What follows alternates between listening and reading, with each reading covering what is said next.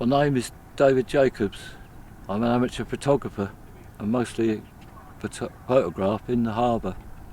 Chichester Harbour is, I think, possibly to a sunrise and sunset.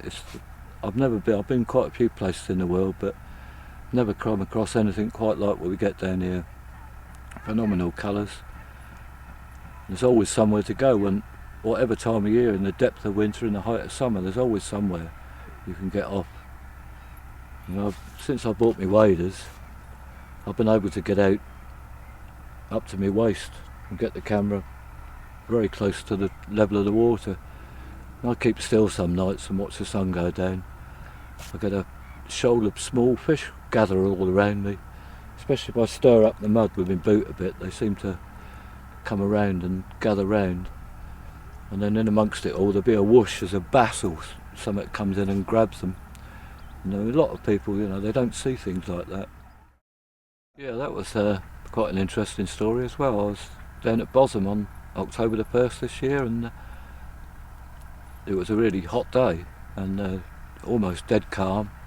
People were out sailing all around the harbour, and I looked up and I noticed there was a silver sports car going underneath the rising tide on the other side, so I quickly shot round as quick as I could with my waders on.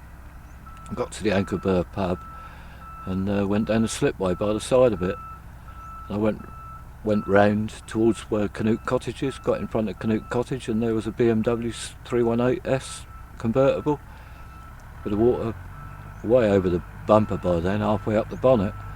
So I just set my tripod up and the camera in front of it, and gradually took a load of shots. Some people coming up in sailing boats, and I think it's quite a sight to see a BMW like that with a sailboat alongside it. But the one that got published was in the Daily Telegraph was a picture of a guy coming up in a canoe, and he had a huge, great big